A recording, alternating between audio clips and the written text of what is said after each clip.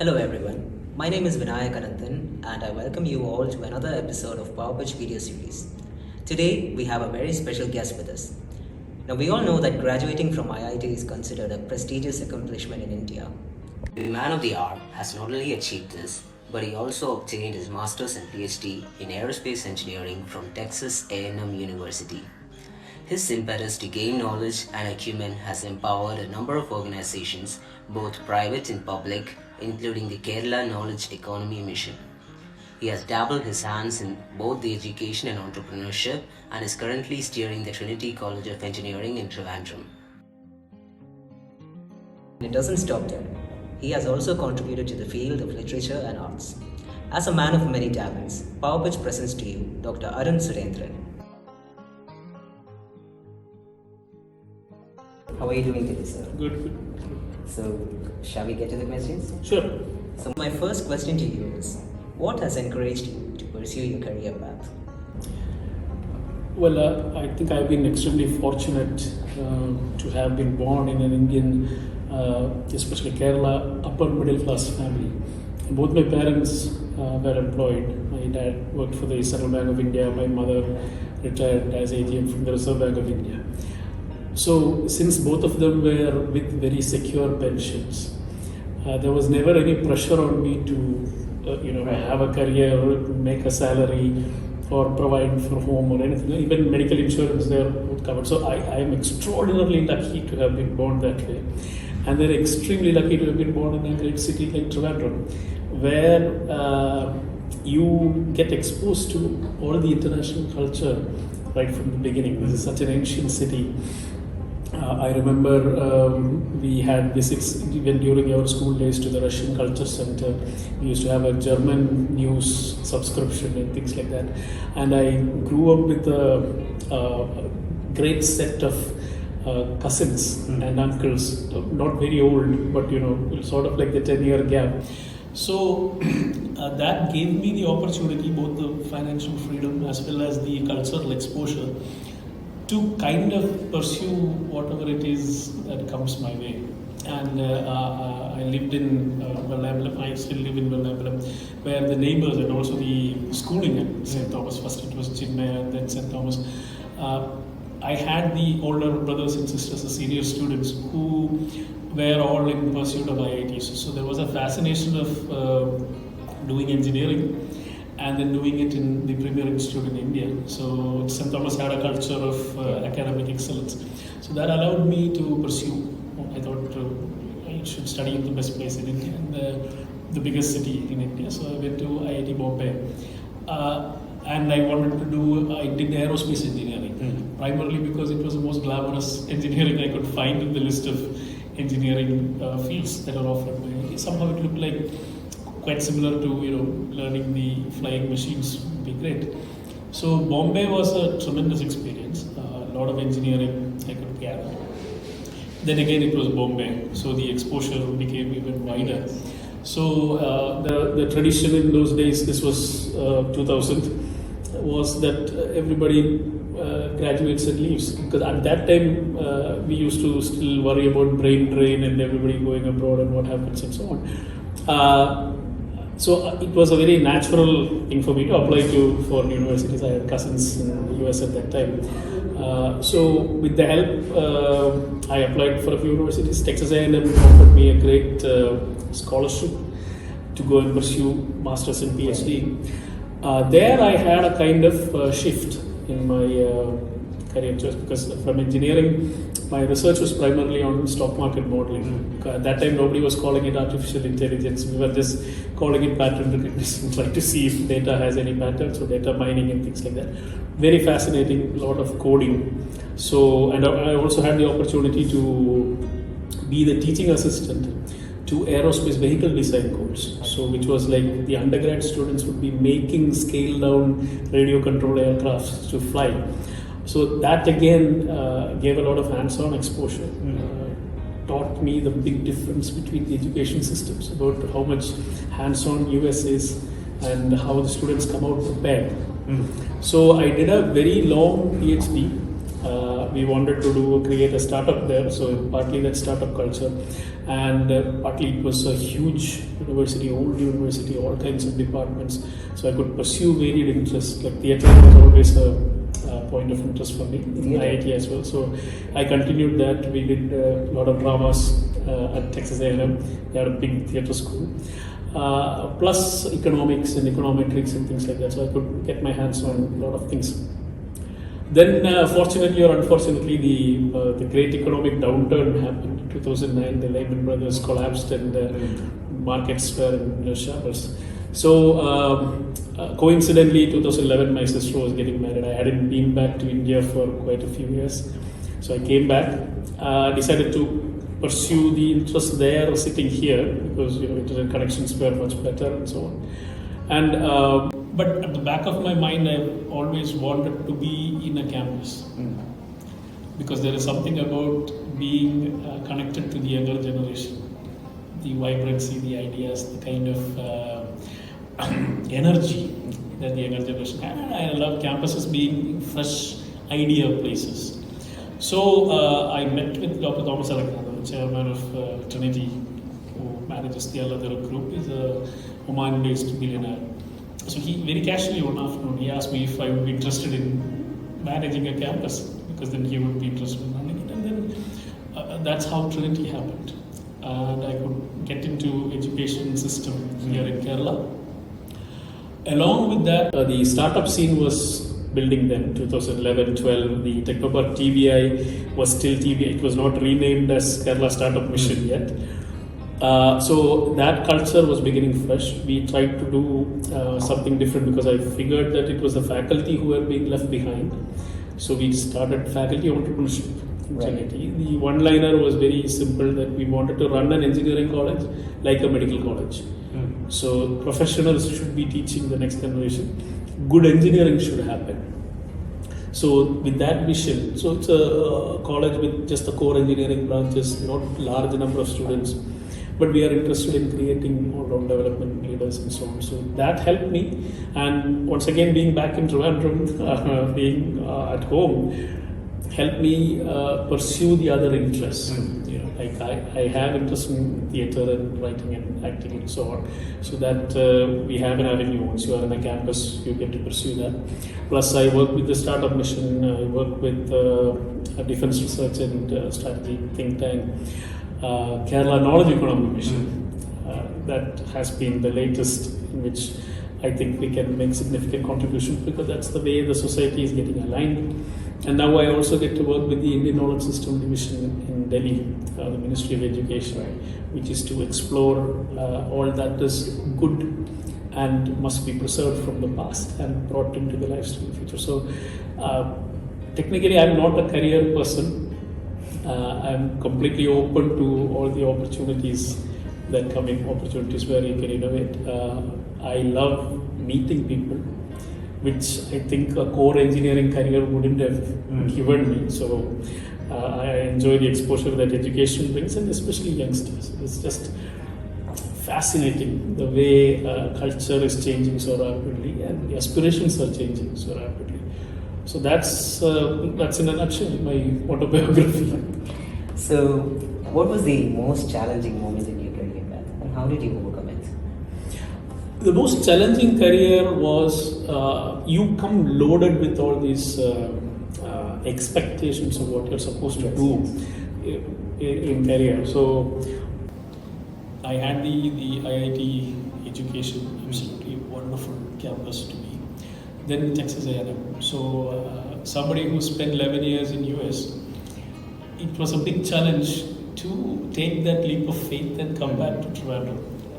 Coming back to India itself would have been, but I came right back to Trivandrum. So that was a moment of a tremendous uncertainty. I had no idea which way career was going to shape, what I was going to do even.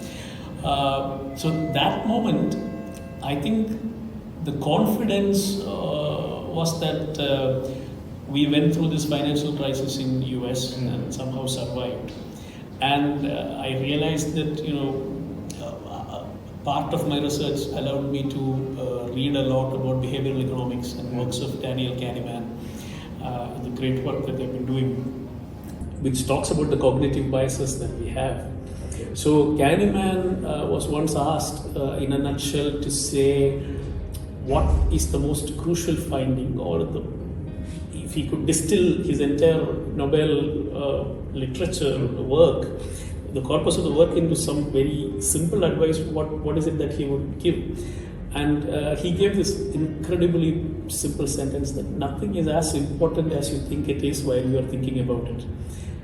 So that has always stayed with me. So when you say a moment of crisis or challenge or something, this is a good way to go back to. It's not going to be that important in, let's say 5 days down the line, 5 years down the line, or 10 years down. It really won't matter.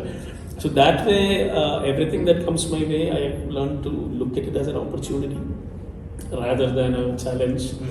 And I think the sports paradigm really helps, because you look at it as a game, or you look at it as play.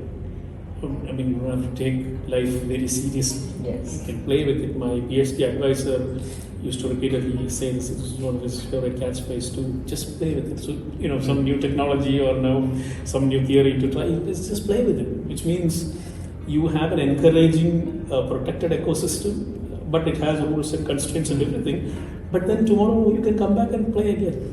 It doesn't matter. I mean, it's not the end of life or end of road. So that attitude, I think, has helped a lot. So, as a principal of a technical institution, in your opinion, what is the importance of sports in the Indian curriculum?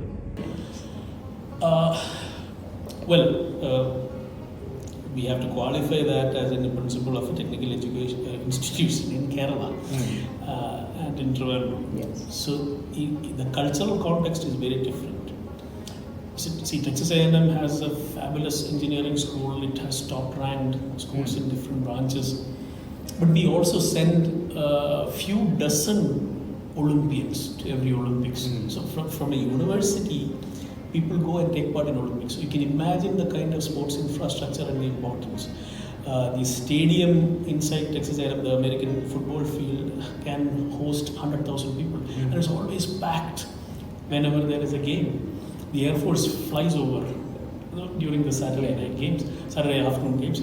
The sports, the rivalry between colleges, between universities, right? The college football league, it's so vibrant and so massive in US. So I've been exposed to that kind of a culture, the importance that is given. And here, it's the last priority. Right? Only if you have one day to spare, or if somebody is making a lot of noise that this has not been conducted, then you ask which college is interested, and then you find one ground, and probably the poor kids who are playing themselves will be cleaning up the ground. And then, so we are still stuck in the kind of the British era mindset that your education is only to get a job, to get a salary. Sports is a waste of time because it is taking away from your study time. So the good thing at Trinity is that we don't have such a culture, thankfully, to the chairman, who himself is a physically active guy. And he studied in Ramaya College, Bangalore. So we have a big ground, and we kept aside 1 hour every week. Every Friday, the last hour, when all the teams go out and play, or you can play intramurals or inter-department or whichever way you want. In the evenings also, the kids play. But beyond that, most recently what we have done is we now have the Indian Knowledge System Center for Kalari Patents in the tradition inside the campus. So this Kalari is operated in assistance with the Agasthyam Kalari, which is a 125-year-old Kalari here nearby in the name of Dr. Mahesh Gulkar, who heads it. Has also innovated Kalari Payat into a fitness routine that any age can practice. So we are trying to bring back the martial arts culture in terms of the confidence, the resilience, the initiative that martial art warrior mindset will provide to the students, along with the flexibility and the agility and strength that it allows. So one way we are looking at it is it's kind of like gymnastics, which means for any sport, this is like the basic warming up and basic flexibility that you do. So instead of gymnastics, our own very Indian Kalari. So it makes sure your breathing is normal, your stretchings are done properly. You have fast moving, challenges which you can accomplish.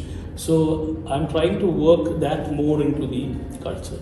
It's very, very important in a technical institute because technology somehow looks like it's discouraging physical activity. Yes. Right? You are sitting in front of a laptop, you're sitting with your mobile, you're sitting in a very wrong posture with the mobile and so on. So, but at the same time, it comes with all those apps like your fitness app, your healthy eating app, and so on. So we are kind of in a confused state right now.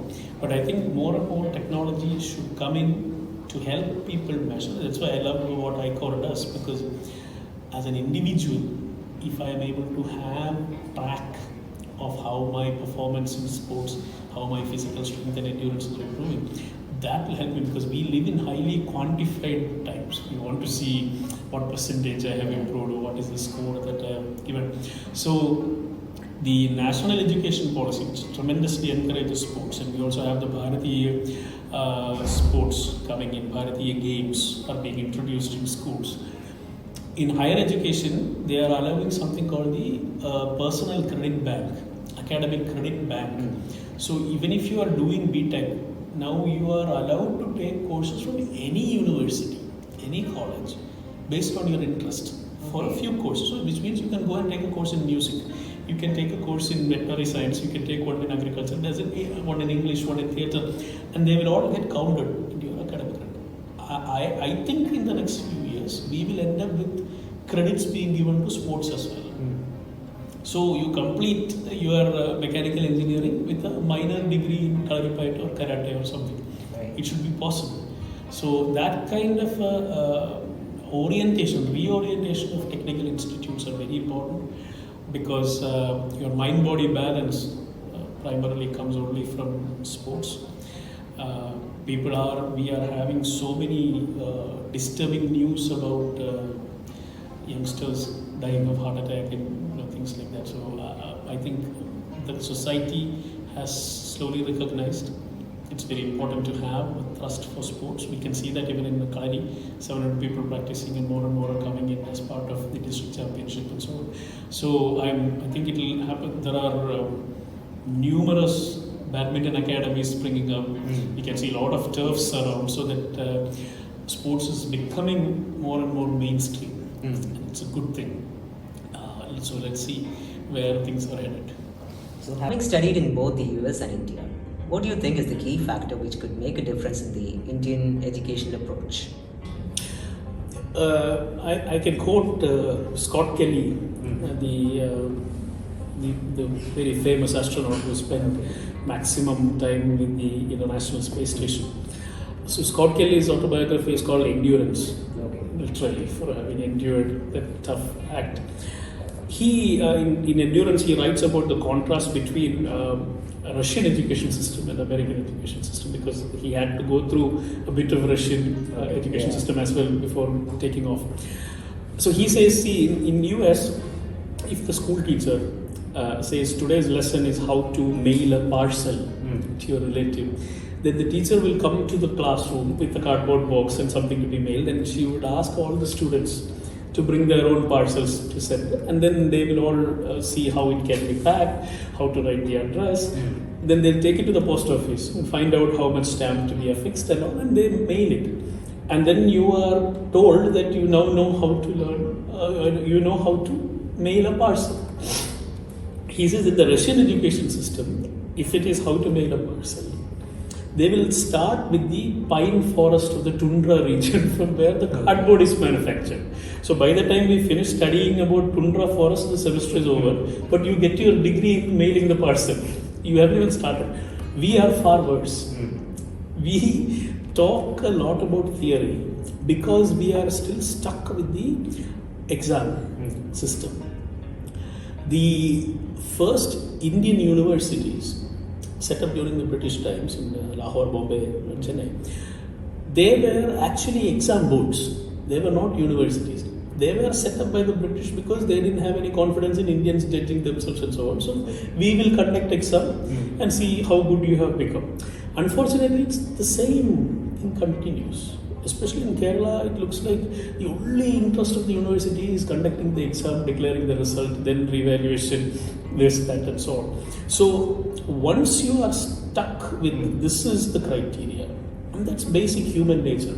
Once you tell somebody this is the ultimate way in which you are going to be judged, everybody will try to somehow figure out how to manipulate that system at the end of it.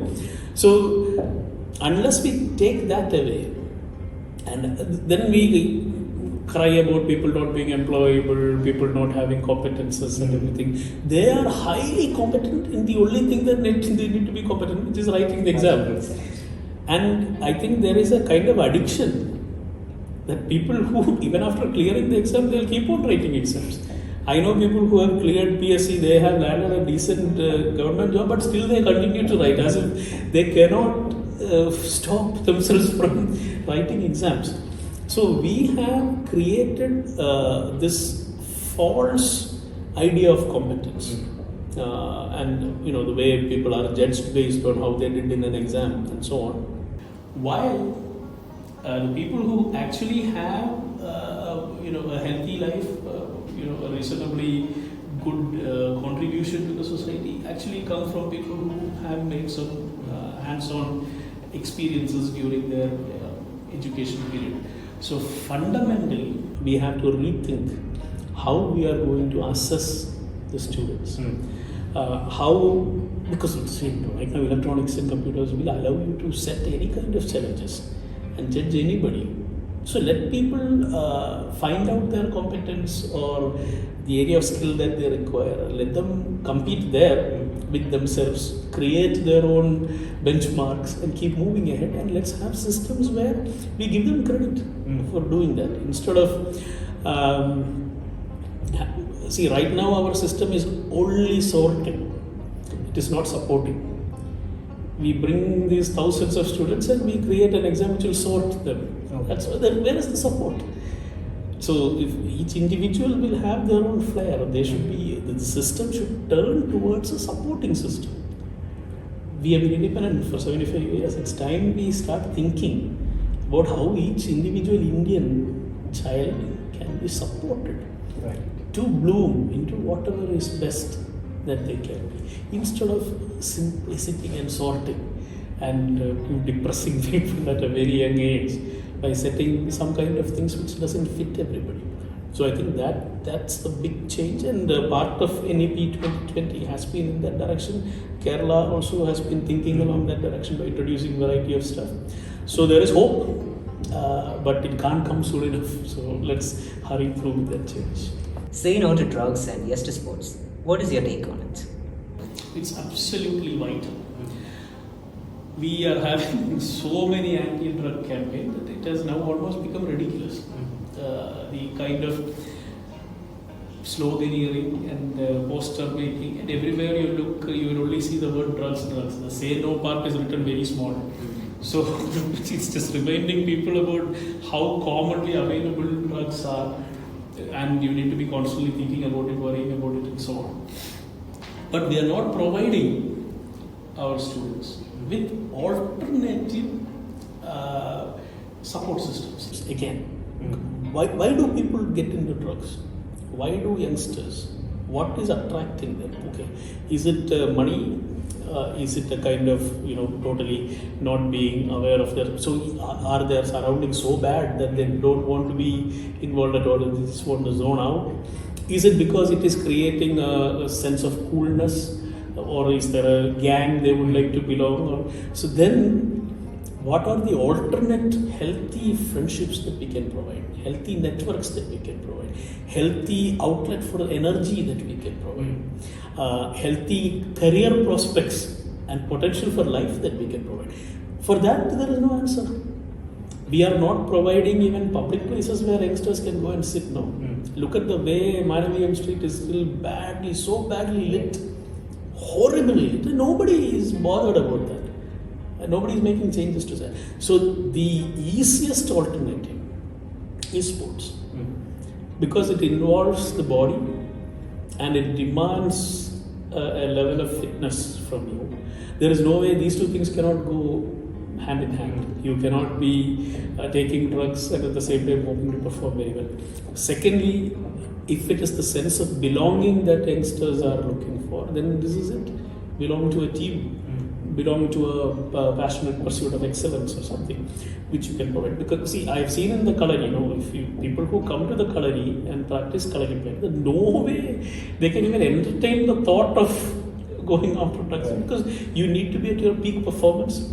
You have your friends and competitors, so you are aware of the next level to which you should perform and so on. So if we bring in a healthy culture of sports to our institutions, educational institutions, that will provide people much more meaningful friendships with confidence, because Facebook friendship, Instagram friendship is again dependent only on comparison and there also again you can fake a lot of things. But it's very difficult to fake in sports, right? You have to be 100% authentic on the ground, perform. And the last thing I think is the fear of failure factor, which seems to be driving a lot of people, because they are afraid of failing because of societal pressure, the parental pressure, everything is too much on them, the peer pressure. So if you are a genuinely interested sports person, even if you are a great sports fan, you develop a very healthy relationship with failure, because it's 50-50 chance. Things will go wrong. You will lose the match, but you will come back again. It's not the end of the road. So that culture, that attitude can be cultivated through sports. You will see that the healthier people are, the more they have been exposed to sports, they have a more composed attitude towards life. Movies keep portraying, people with hockey sticks beating each other up, but that's very, very rare in a college campus. You'll see that the sports people are the calmest and coolest people who interact with each other, and they know how not to take things too seriously or take it too far and so on. So, say no to drugs should come with say yes to sports. And only with that combination we can hope for a long-term change. I think that's quite important. So what advice would you give to upcoming sports enthusiasts, or what are some other venues for them to explore? This is the same advice that you can give any individual in any career. Right now you have the opportunity to keep track of yourself and create your own niche in the online world. So you can use technology to interact with similar interest people anywhere in the world. So let's say you are taking up table tennis seriously. You have tons of resources online and you can keep track of. It's just like how artists keep their portfolio. So you know how much progress you are making. You can find the greatest coaches. You can find lessons from the best sports people. You can use that to keep on improving yourself, and at the same time, create this as your own brand. Personal branding is highly possible now through sports, because all said and done, every sports person is a performer. There is an audience, right? So that, which is what social media is supposed to be catering to. People want to be influencers, but these are the good kind of influencers. People who are actually performing very well, having a very disciplined life, exploring human potential. So if they become more and more influencers, so I think becoming tech savvy is the main advice that I would give. So they can explore the tools that are available, which will help them improve, keep track, starting with diet, health, everything, and including the belonging to the associations and everything, where they can take it seriously. It is not a waste of time, because the next 25 years, by 2047, 100 years of independence, I think India will need a lot more sports coaches. We'll need a lot more hyper-local heroes and heroines whom the next generation will aspire to, because they won't just be coming to sit and study in the class. So they will look at people who have performed in every field. So it will be arts, dance, sports, whatever talent you have. Make sure you nurture it, take it very, very seriously as a personal brand, and start belonging to teams, local teams. And my last question to you is, what message would you give to the authorities, the educational institutions, and to the parents of all the students in India? My advice is this. COVID has taught us, and today again mask has become compulsory in Kerala. What COVID has taught us is health is pretty much 99% of what your life is all about. And the healthier you are, your entire mental outlook also changes. You will be more disciplined automatically, you will be more careful in your dealings, you will pick your friendships and networks much more carefully and so on. So, we have to really give at least just equal importance to sports and physical activities as much as we give to the mental activities.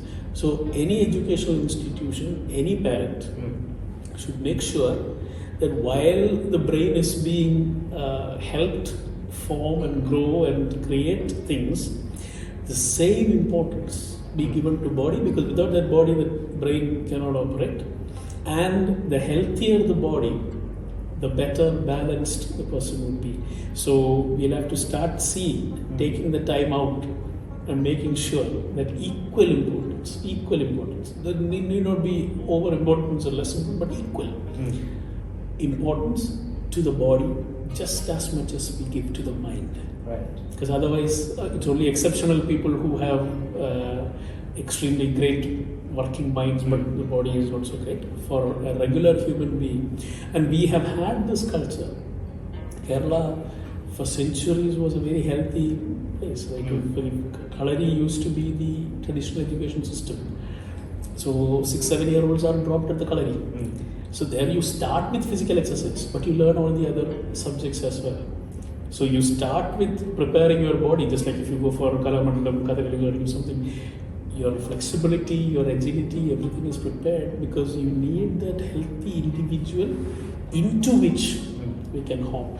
We cannot have an unhealthy society and hope that, because the number of hospitals, you can see how it is increasing. They say Malayali is consuming 3,000 rupees worth of rice, but 7,000 rupees worth of medicine or something. Very recently, per capita, our consumption, this is just disaster. So we have to go back to a situation where we are very careful about creating the next generation which is healthy, which has health as its priority, and so automatically many of the vices and menaces will disappear. Right. So that is all from my side, Thank sir. you very much. Once again, thank you for sparing your time with us and sharing your experience, views, and opinions. Welcome. And to all the viewers, wish you all a good day ahead and stay tuned for more episodes from Power Video series.